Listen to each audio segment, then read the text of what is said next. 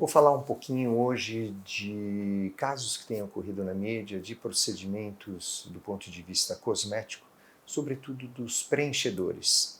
Tá? Existe hoje uma, não diria uma doença, mas enfim, é o maior número de procedimentos cirúrgicos que tem, ou não cirúrgicos, não invasivos, vamos dizer assim, procedimentos não invasivos que têm sido feitos no mundo. Estados Unidos em primeiro lugar, segundo lugar o Brasil, que são os preenchedores.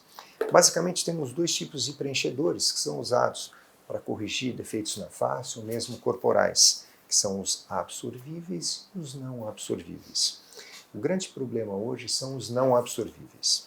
Hoje está uma polêmica muito grande, porque no Brasil tornou-se moda e difundiu-se no mundo o Brazilian Buttock, ou seja, o bumbum brasileiro, que é aquele padrão de um bumbum um pouquinho mais projetado, um pouquinho maior, onde corrige aquela flacidez glútea que aparece a partir do tempo.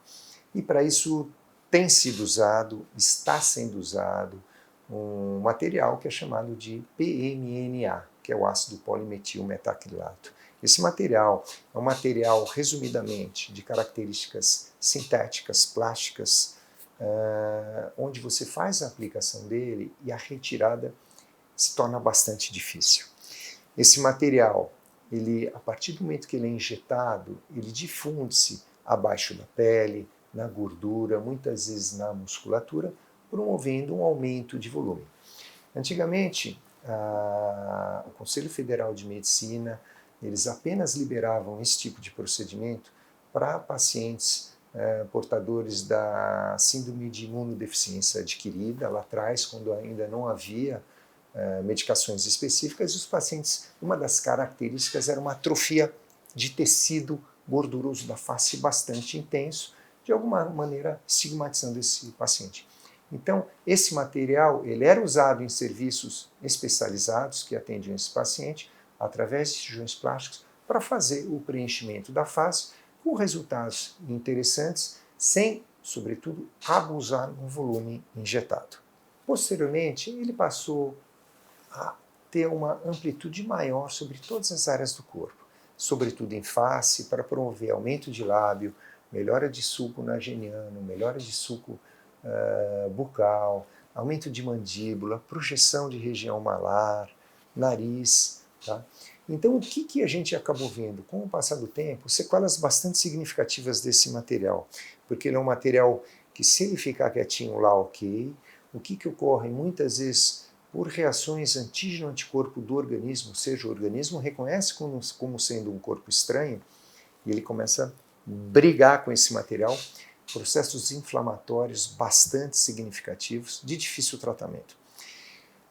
Já vi pacientes que precisaram recorrer ao hospital internado com problemas renais, com problemas de fígado, problemas infecciosos, quadros sépticos significativos por excesso de injeção desse material. É difícil, como eu disse, do ponto de vista técnico, difícil correção. Muitas vezes a retirada implica em ressecções em bloco dessa área que ele foi injetado, ou seja, você tem que tirar todo aquele pedaço, caindo numa cicatriz estética bastante complexa, muitas vezes defeituosa, causando defeitos corporais bastante significativos. Hoje em dia, esse material está em estudo no Conselho Federal de Medicina, junto à Anvisa, para ver se libera ou se não libera, ou se libera para usos específicos.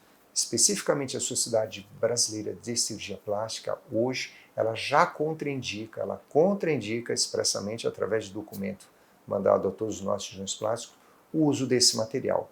Então, na vigência de um preenchimento, tenha a liberdade de conversar com o profissional que vai te assistir, perguntar o que está sendo injetado em você. E volto a dizer, procure um profissional médico e não um profissional outro qualquer, de outra especialidade, porque ele muitas vezes não vai ter a habilidade, não vai ter a expertise, e muitas vezes o que eu considero é a responsabilidade de saber o que pode acontecer com você, paciente, no futuro. Isso é extremamente importante. O procedimento que eu faço hoje no meu paciente, eu me preocupo o que vai ocorrer daqui 5 ou 10 anos com ele.